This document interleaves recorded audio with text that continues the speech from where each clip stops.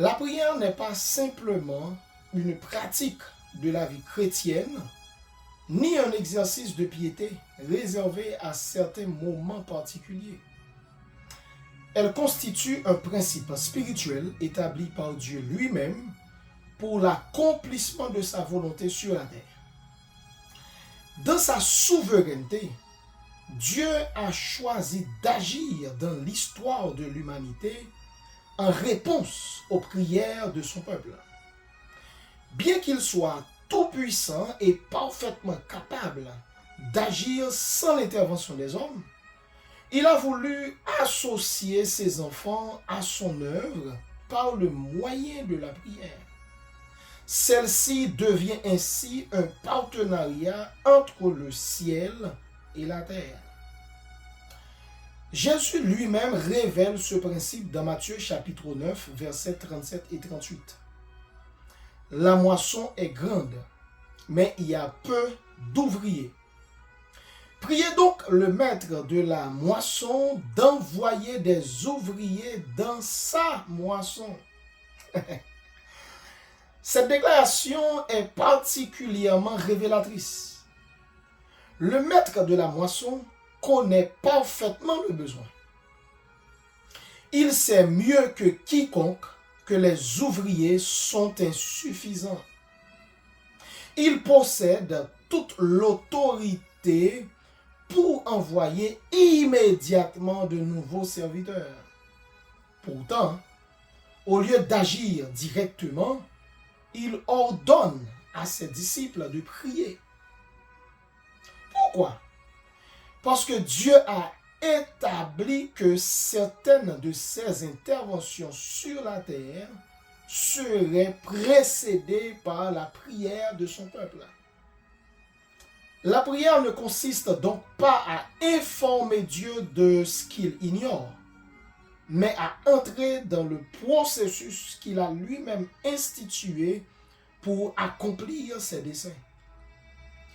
Le même principe apparaît dans Jérémie 29, versets 11 et 12.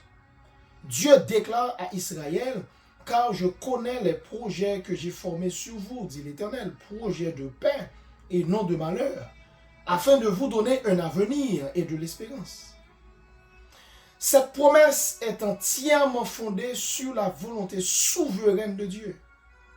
Pourtant, les versets suivants ajoutent, « Vous m'invoquerez, vous partirez, vous me prierez et je vous exaucerai. » Autrement dit, la promesse divine n'annule pas la nécessité de la prière.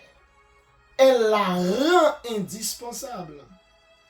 Les desseins de Dieu sont certains, mais leur accomplissement passe souvent par l'intercession de ceux qui lui appartiennent.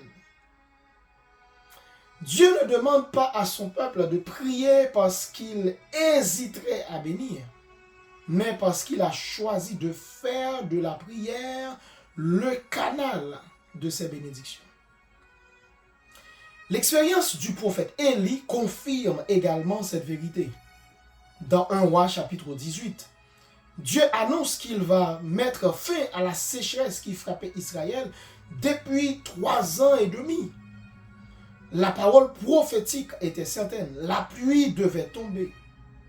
Pourtant, Élie ne se contente pas d'attendre passivement son accomplissement. Il monte au sommet du Carmel, se prosterne devant Dieu et prie avec persévérance. Il envoie son serviteur regarder vers la mer à 7 reprises avant que n'apparaisse enfin un petit nuage annonçant la pluie en abondance. La promesse de Dieu était infaillible, mais Élie comprenait que la prophétie devait être accompagnée d'une prière persévérante. Il savait que Dieu accomplissait sa parole à travers l'intercession de ses serviteurs. Ces 3 exemples démontrent que la prière n'est pas un simple moyen d'obtenir des faveurs, mais un principe spirituel par lequel Dieu gouverne son œuvre sur la terre. Le chrétien qui néglige la prière se prive du moyen que Dieu a choisi pour manifester sa toute-puissance.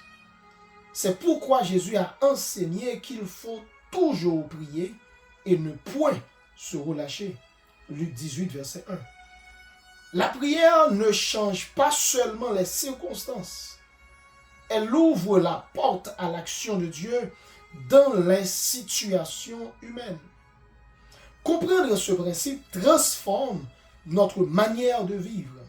Nous cessons de considérer la prière comme une option pour la reconnaître comme une nécessité absolue.